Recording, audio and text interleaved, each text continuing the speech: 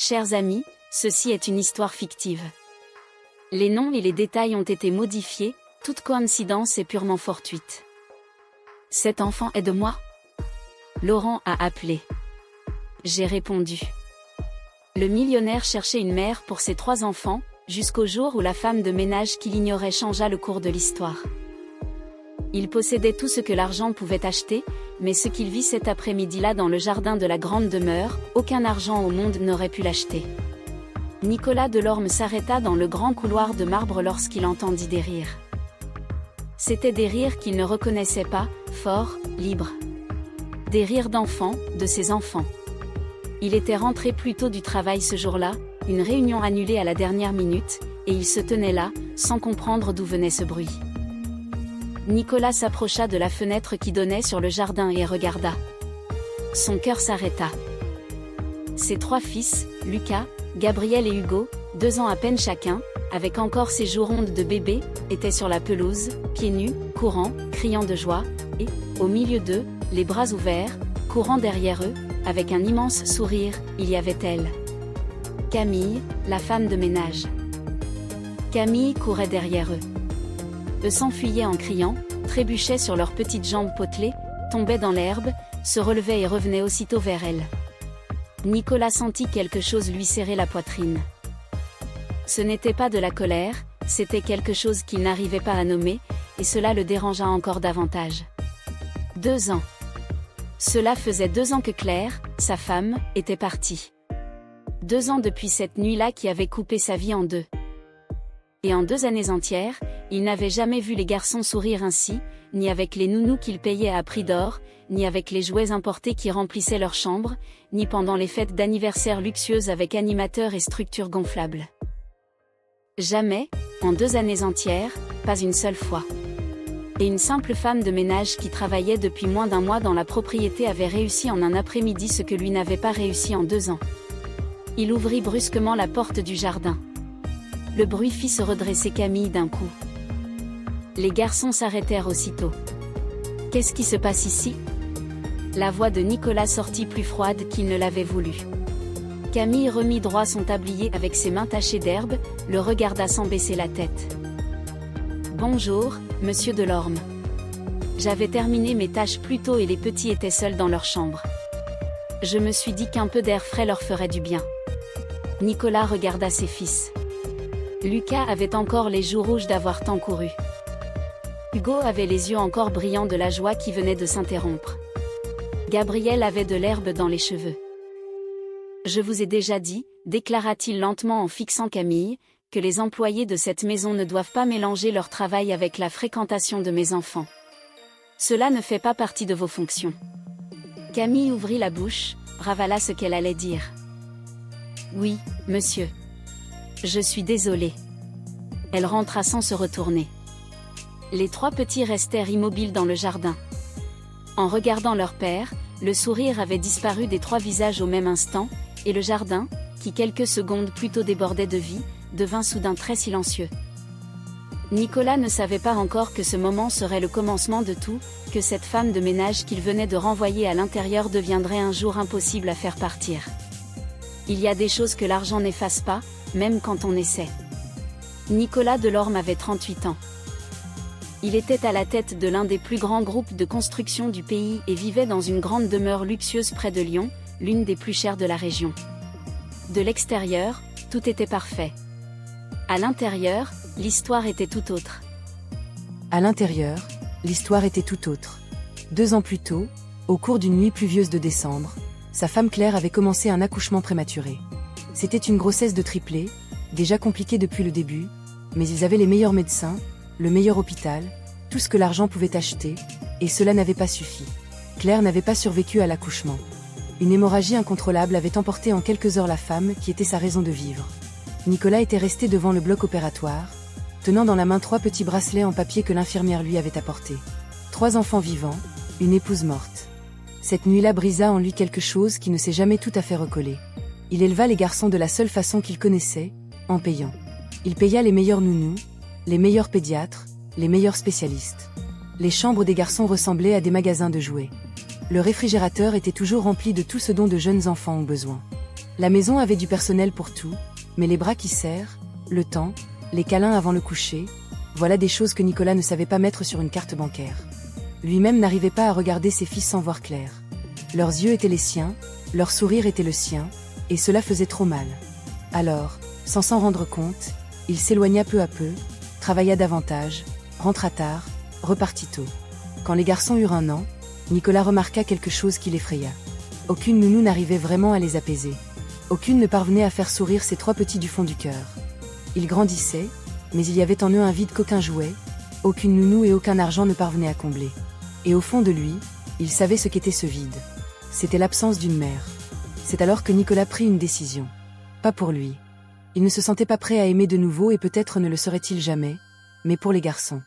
Il allait chercher une femme, quelqu'un qui pourrait être une mère pour eux 3, qui pourrait donner ce que l'argent n'achète pas, mais il faudrait que ce soit une mère à la hauteur de ses enfants. C'est ainsi qu'il se le répétait. Il fréquenta quelques femmes au cours de cette année-là, leur présenta les enfants. Aucune ne convenait. Elles étaient froides, distantes, ou faisaient semblant d'aimer les enfants tant qu'il était là, puis ignoraient les petits dès qu'il tournait le dos. Toutes ne s'intéressaient qu'à sa fortune. Nicolas était fatigué de chercher et il avait presque abandonné. Mais quelques mois plus tôt, un ami commun lui avait présenté Isabelle. Elle était belle, élégante, savait s'habiller, savait quoi dire au bon moment, toujours impeccable. Nicolas crut avoir enfin trouvé la réponse qu'il cherchait. « Vos enfants sont adorables », dit-elle la première fois qu'elle vint à la propriété avec ce sourire parfait. « J'adore les enfants. » Devant Nicolas, Isabelle faisait tout comme il fallait, ou faisait semblant d'une manière si convaincante que, cette fois, il ne soupçonna rien. Elle demandait des nouvelles des garçons, s'asseyait par terre avec eux, feignait de s'intéresser à leur jeu. Quand Lucas courait vers elle, elle ouvrait les bras et souriait à Nicolas, comme pour dire « Tu vois, je tiens à eux ». Nicolas voyait cela et ressentait un immense soulagement. Il avait trouvé, enfin il avait trouvé. Mais il y avait quelque chose qu'il ignorait, quelque chose que les caméras de la propriété auraient pu montrer et que la gouvernante avait remarqué depuis longtemps, sans avoir le courage d'en parler. Quand Nicolas partait travailler, pour une réunion ou pour n'importe quoi, Isabelle changeait complètement.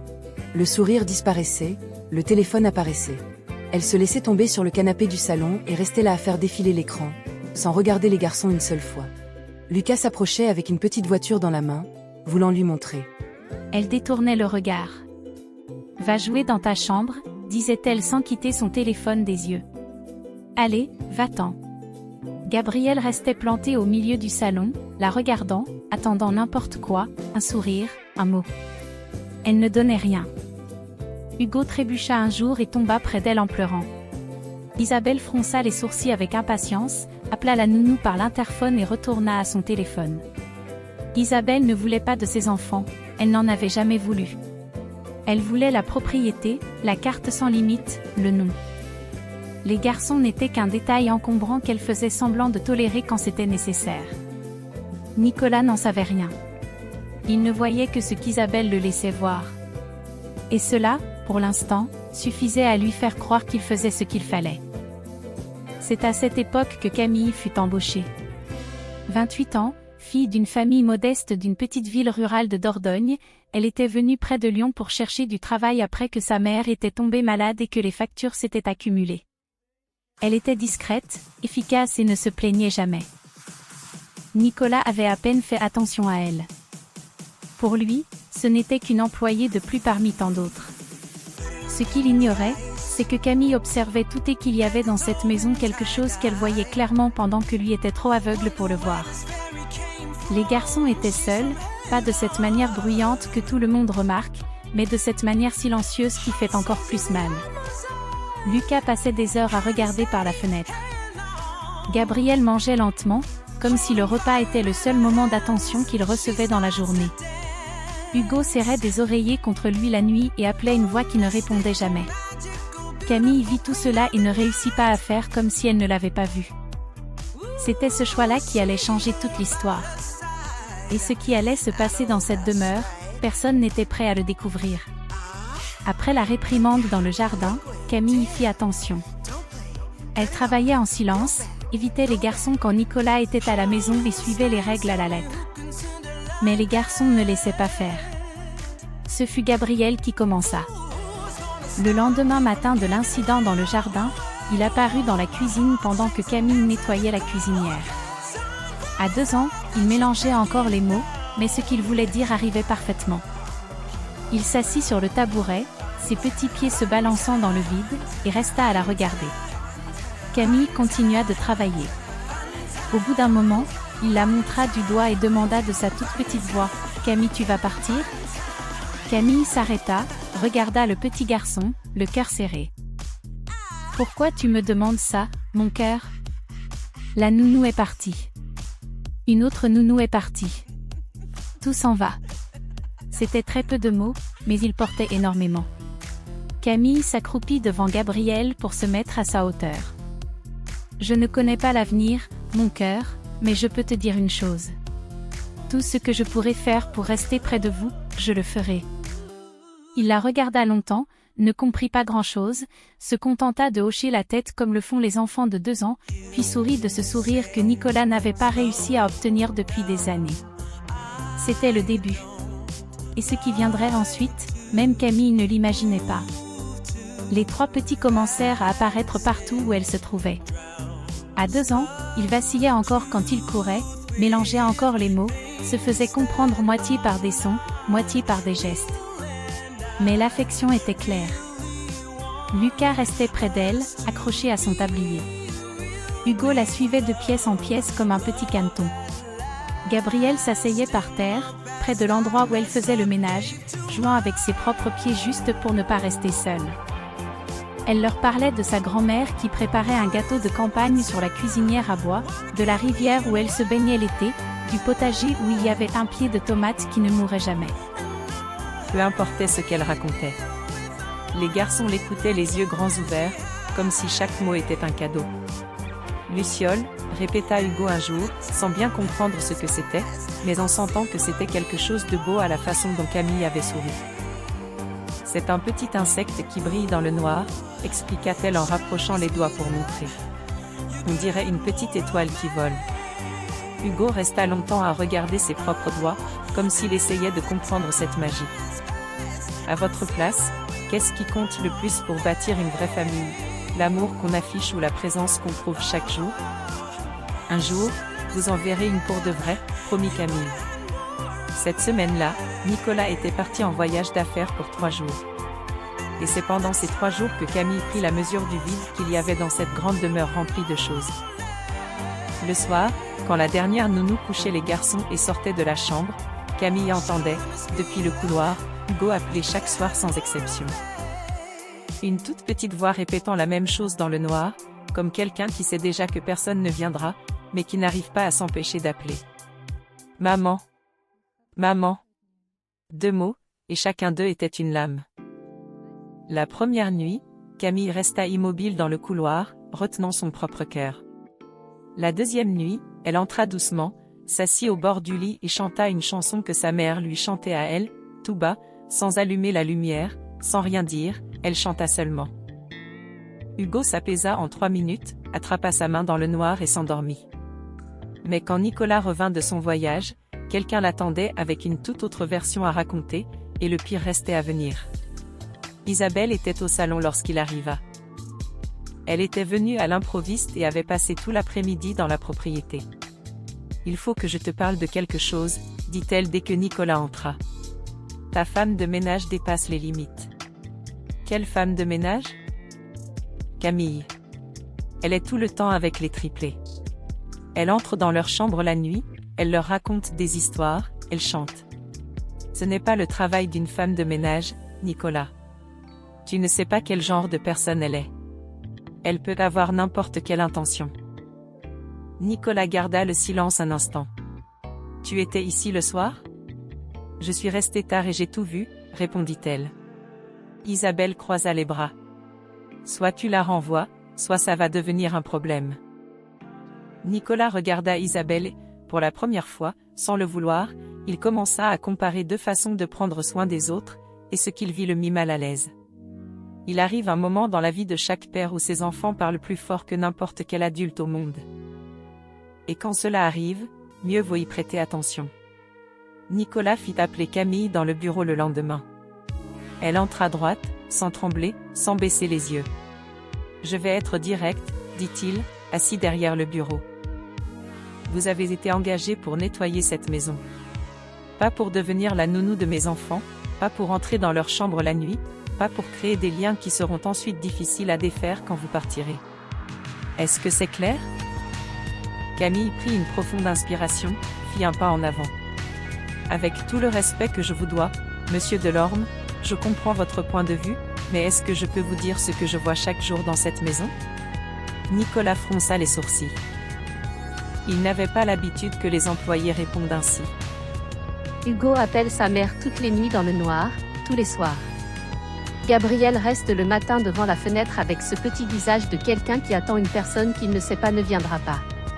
Et Lucas arrête de jouer dès qu'il comprend que personne ne le regarde. Camille n'éleva pas la voix, elle parla lentement, les yeux dans les yeux. Je n'essaie de prendre la place de personne, monsieur. Je n'arrive simplement pas à ignorer 3 bébés en souffrance. Le silence qui suivit fut lourd. Nicolas se leva et alla jusqu'à la fenêtre. Il lui tourna le dos. Vous pouvez y aller. Faites votre travail. Camille sortit, mais ce qu'elle avait dit resta suspendu dans l'air du bureau pendant des heures. Cette nuit-là, Nicolas fit quelque chose qu'il n'avait pas fait depuis des mois. Il alla dans les chambres de ses fils avant d'aller dormir. Lucas était réveillé, assis dans son petit lit, serrant son ours en peluche contre lui. Quand il vit son père apparaître à la porte, il resta silencieux, en attente. Nicolas entra, s'assit au bord du lit et Lucas le regarda avec ses petits yeux qui étaient la copie fidèle de ceux de Claire. « Tu es encore réveillé, toi ?»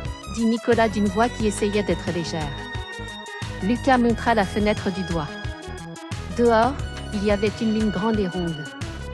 « Lune, dit-il. »« Oui, » répondit Nicolas, comme s'il la leur présentait à tous les deux. « C'est la lune. » Nicolas la regarda. « Elle est belle, hein ?» Lucas hocha la tête et tous les deux restèrent là à regarder la lune ensemble, sans rien dire de plus. Mais ensemble. Et ce fut différent de tout. Dans la chambre de Gabriel, le petit dormait en serrant contre lui une photo encadrée. Nicolas prit la photo avec précaution et la regarda. C'était Claire, souriante, le ventre énorme, peu avant l'accouchement. Nicolas resta à la contempler longtemps et pleura en silence, pour la première fois depuis très longtemps, le pouce glissant doucement sur le visage de la femme qu'il avait aimée.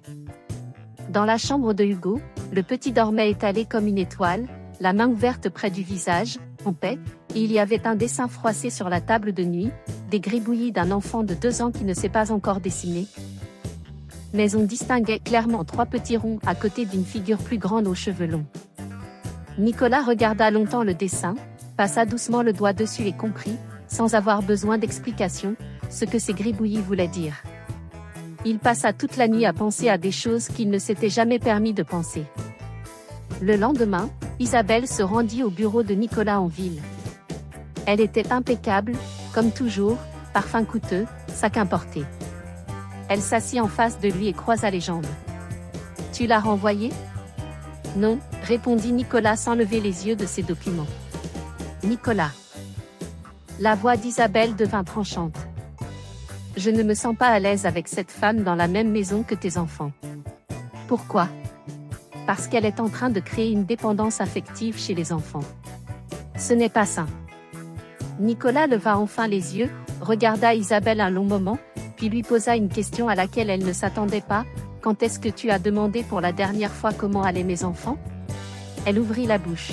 « Je le demande toujours. »« Quand ?» demanda-t-il.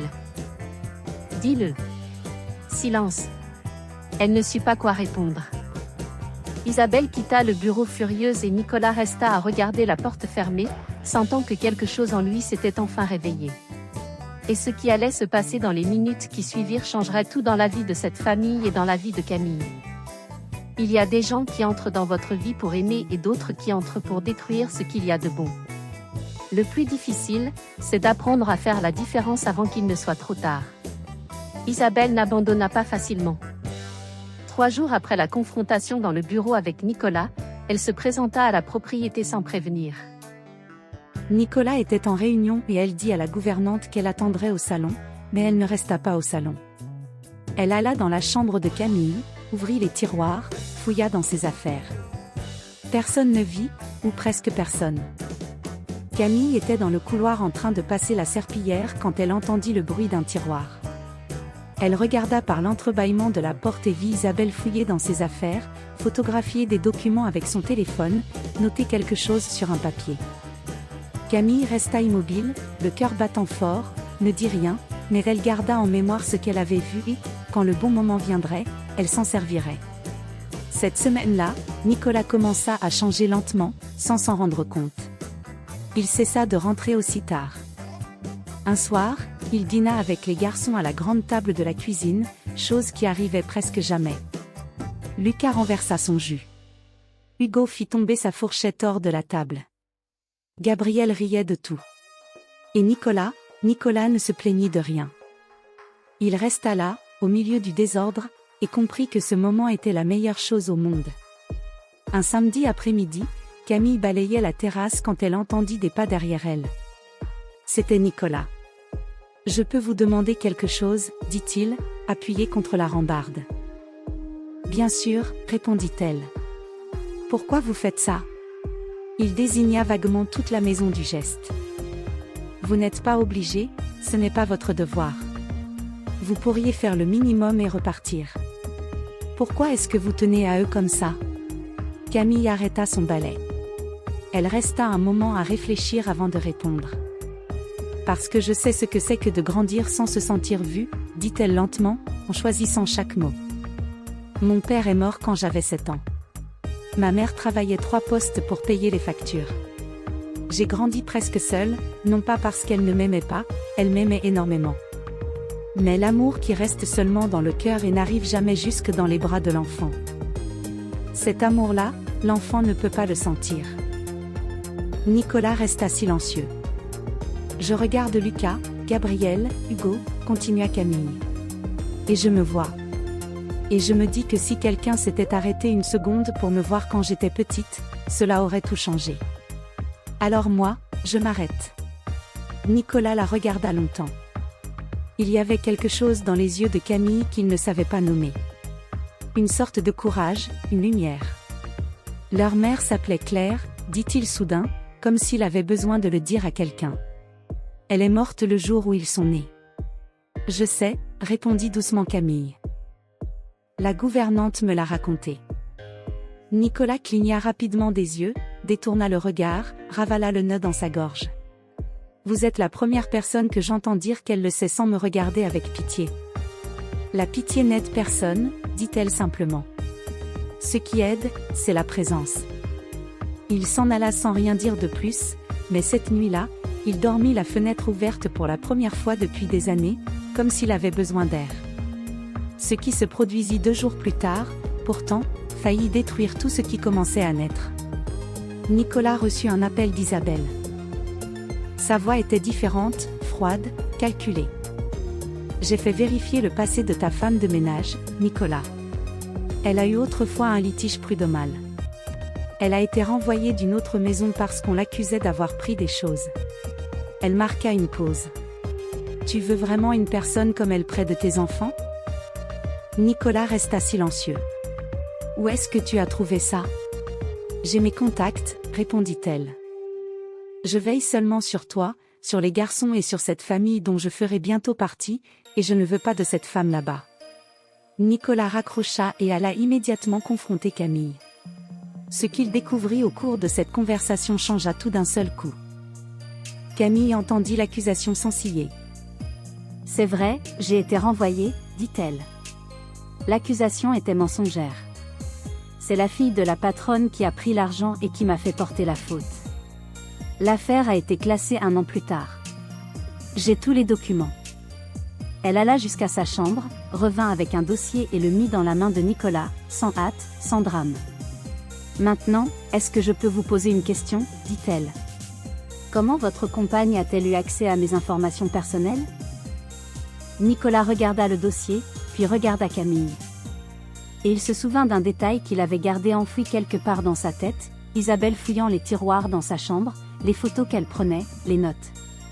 La vérité lui tomba dessus de tout son poids, et ce qui allait suivre serait le plus grand renversement de toute l'histoire. Il y a des moments dans la vie où tout ce que vous avez construit de travers s'effondre d'un seul coup. Et c'est seulement là, au milieu des décombres, que vous trouvez ce qui a toujours été vrai. C'est un jeudi après-midi que tout commença à s'écrouler. Isabelle était venue à la propriété à l'improviste, comme elle le faisait parfois. Elle entra, salua la gouvernante, alla jusqu'au salon. Nicolas était dans son bureau à la maison, en train de terminer un appel. Quand il raccrocha et alla la rejoindre, elle était allée à la cuisine prendre un verre d'eau et avait laissé son téléphone sur la petite table du salon. Nicolas n'était pas un homme à fouiller dans le téléphone des autres, il ne l'avait jamais été. Mais l'appareil vibra juste au moment où il passait à côté, et le nom qui apparut à l'écran le fit s'arrêter. Laurent. Un nom, juste un nom, mais il y avait dans la façon dont il apparaissait, sans nom de famille, sans titre, seulement Laurent, comme quelqu'un qui en savait trop, quelque chose qui fit naître dans l'estomac de Nicolas un froid qu'il ne s'expliquait pas. Il resta à regarder le téléphone quelques secondes. L'appel s'arrêta, puis recommença aussitôt.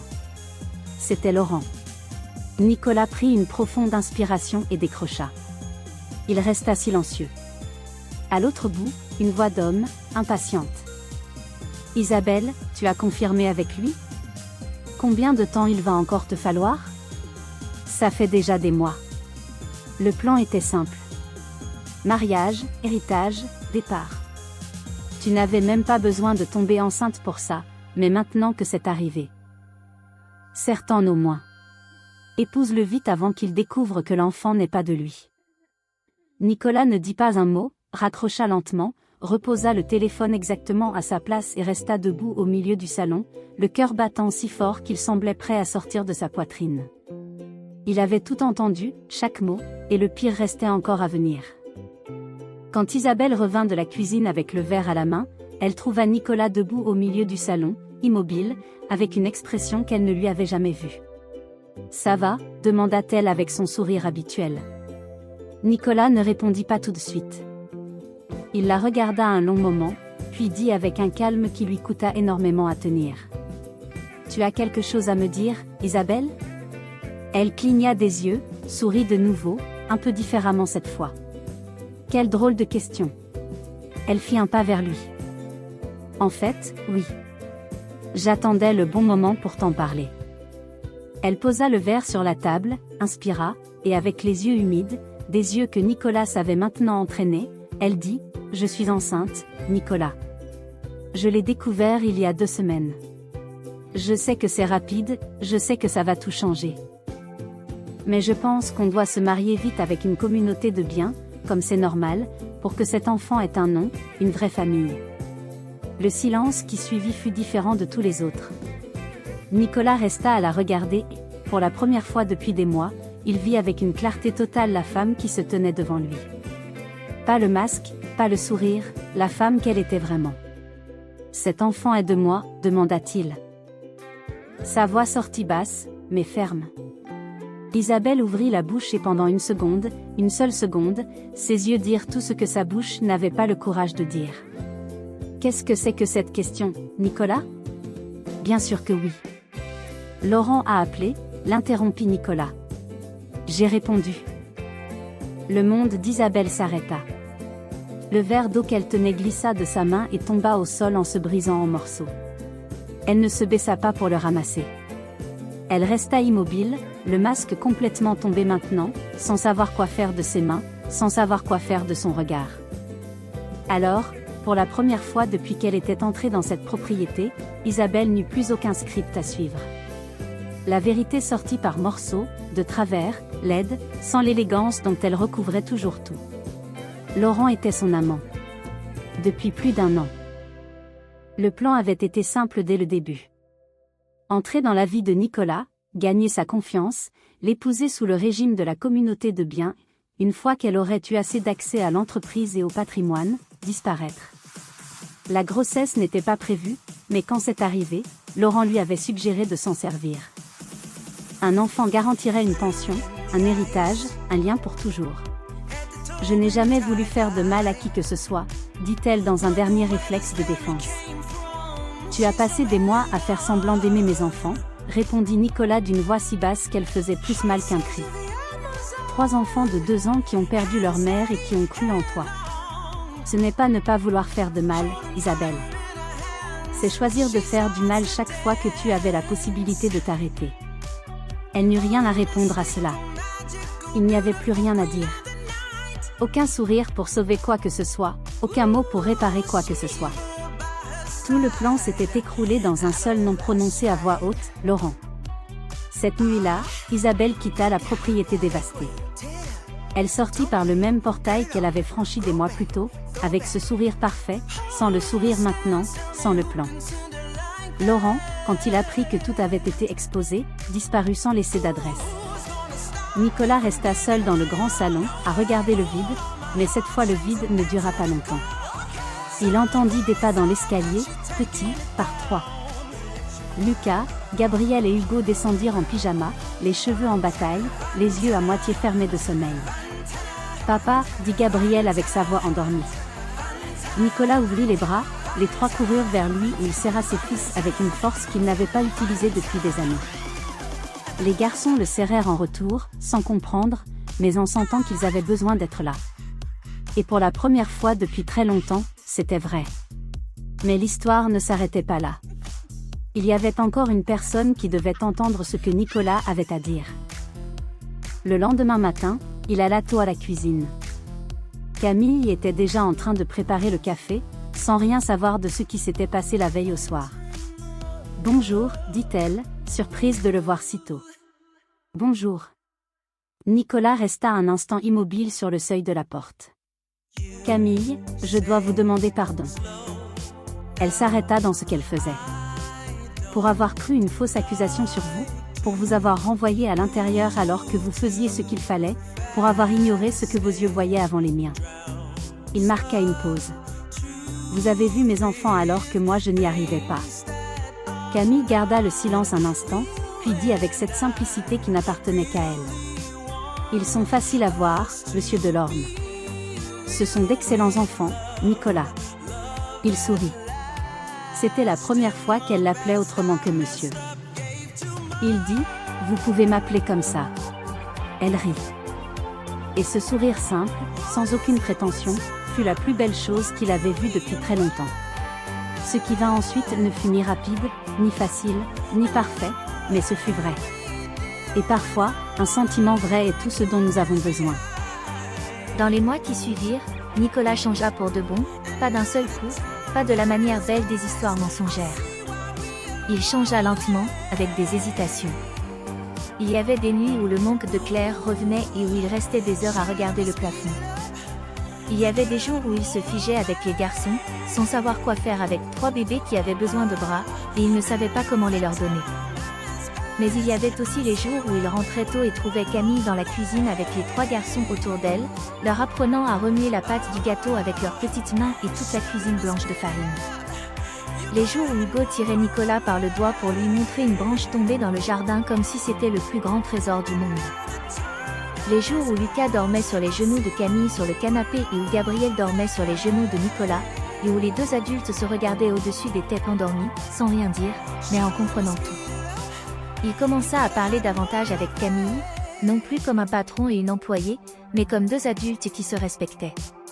Elle parlait de sa mère malade en Dordogne, des factures, des rêves qu'elle avait rangés dans un tiroir. Lui parlait de Claire, de la douleur, de la peur de mal faire avec ses fils. « Vous ne faites pas mal, » dit Camille un jour.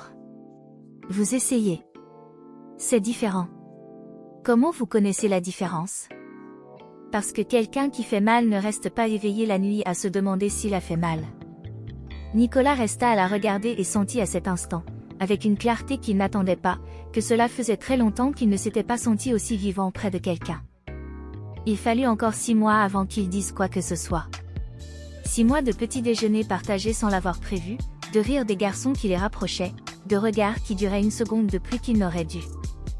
Un soir de juillet, alors que les garçons dormaient et que la maison était silencieuse, Nicolas alla jusqu'au salon où Camille pliait du linge avant de partir. « Est-ce que je peux vous dire quelque chose sans que vous preniez la fuite ?» demanda-t-il. Elle sourit sans le regarder. « Ça dépend de ce que c'est. Je crois que je suis tombé amoureux de vous. » Il le dit directement, sans détour, parce qu'il ne savait pas faire autrement. Je ne sais pas si c'est bien, je ne sais pas si vous ressentez quelque chose, mais je n'arrive plus à faire semblant que ce n'est pas ça. Camille s'arrêta, resta de dos un instant. Quand elle se retourna, ses yeux brillaient. Nicolas, je suis femme de ménage. Vous êtes père.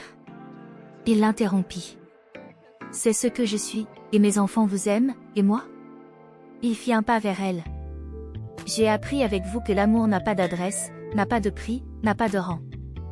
Camille le regarda longtemps, puis dit, si je vous dis que je ressens la même chose, toute ma vie va changer. Oui, confirma-t-il. La nôtre va changer. Elle le regarda avec un sourire qui dura plus longtemps que tous les autres, et avec une main qui trouva la sienne sans hésiter. 1 an plus tard, le mariage eut lieu lors d'une cérémonie simple dans le jardin de la propriété. Ce même jardin où tout avait commencé. Nicolas et Camille se marièrent. Lucas, Gabriel et Hugo portaient de petits costumes bleus. Les triplés restèrent très sages pendant toute la cérémonie, comme s'ils comprenaient l'importance du moment avec toute la sagesse de leurs 3 petites années. Au moment de la fête, quand Nicolas et Camille dansèrent seuls un instant, il posa son front contre le sien et murmura « J'ai passé des années à chercher une mère pour eux, et elle était ici depuis le début. Je l'ai trouvée là où je ne m'y attendais pas. » Camille leva les yeux vers lui. Il fallait juste que vous arrêtiez de voir l'argent pour commencer à voir la valeur, le caractère et la dignité, des choses que l'argent n'achètera jamais. Il rit d'un rire vrai, venu du fond de la poitrine, acquiesça et dit, « Maintenant, c'est vous qui m'avez appris ça. Voir ce qu'une personne est, pas ce qu'elle a, il n'y avait rien de fantastique dans cette histoire. Aucune magie, aucun miracle. Seulement un homme qui avait appris à voir et une femme qui n'avait jamais cessé de se soucier des autres. Et 3 garçons qui avaient enfin une mère qu'ils avaient toujours méritée, un vrai foyer. » Et si quelqu'un demandait encore qui avait changé le cours de l'histoire de cette famille, la réponse se trouvait sur la photo accrochée au mur du salon. Camille en tenue de ménage dans le jardin avec 3 bébés de 2 ans riant de cette façon qui n'existe que lorsqu'il y a de l'amour. Fin. Une histoire sur l'amour qu'aucun argent au monde ne peut acheter. À votre place, qu'est-ce qui compte le plus pour bâtir une vraie famille, l'amour qu'on affiche ou la présence qu'on prouve chaque jour ?